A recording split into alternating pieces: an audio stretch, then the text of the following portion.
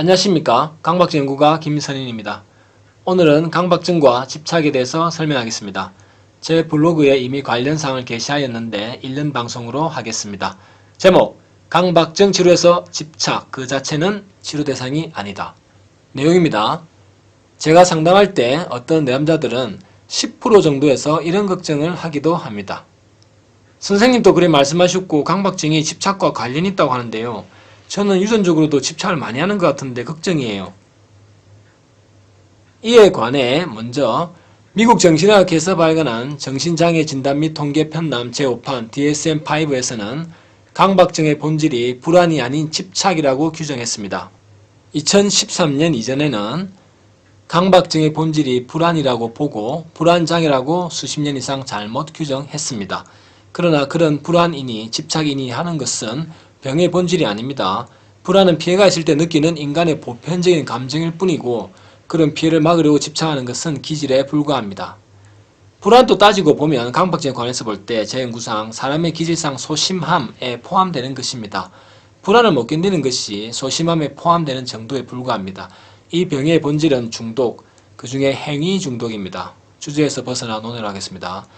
다시 본론으로 들어가서 강박증에 관해서 별 관심도 없는 저자들이 쓴 심리학 책에서 강박증을 언급할 때 흔히 완벽주의를 들먹이며 문제로 삼고 있습니다. 그러나 그런 잡서가 아닌 제대로 된 심리학 책에는 이런 논지로 바로 적혀 있습니다. 완벽주의 자체는 병적인 것도 아니고 아무 문제가 없는 것이다. 오히려 권장할 사항이다.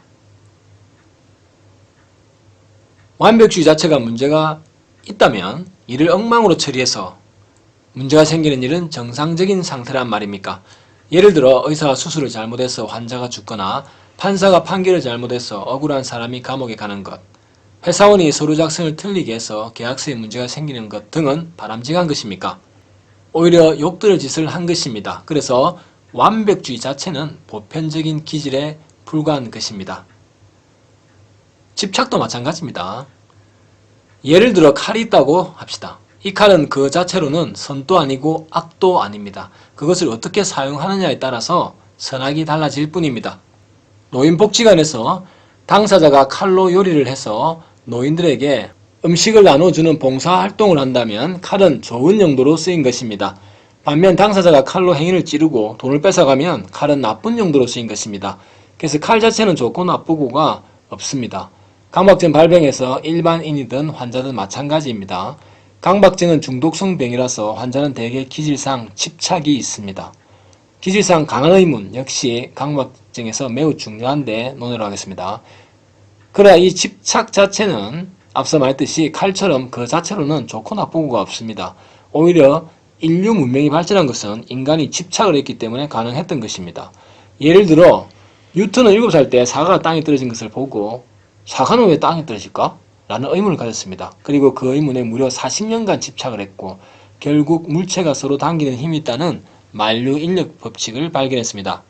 뉴턴의 그 집착 덕분에 그 법칙을 발견했고 인류는 그 진리를 이용 인공위성을 만들어냈습니다. 지구가 인공위성을 당기지 않으면 그것은 우주의 궤도 밖으로 완전히 날아가 버립니다. 반면 지구가 인공위성을 너무 당기면 지구로 추락합니다.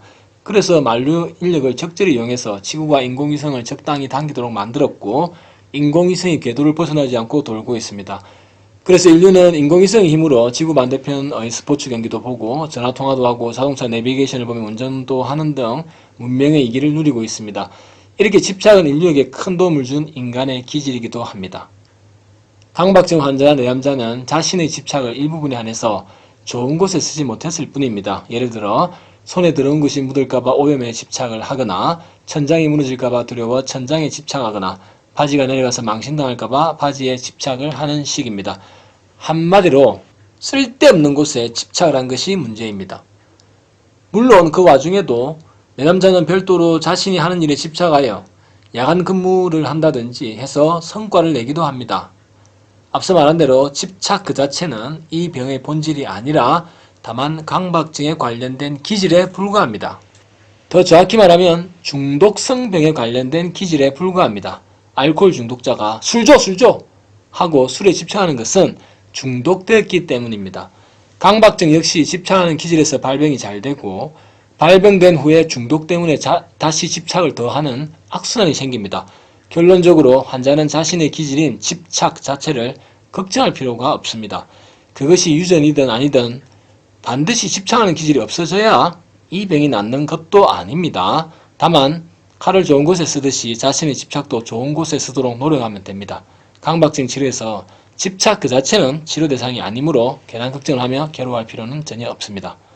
모쪼록 집착하는 기질을 좋은 쪽에 써서 본인의 인생과 사회에도 기여하길 바랍니다. 이상 방송을 마칩니다. 안녕히 계십시오.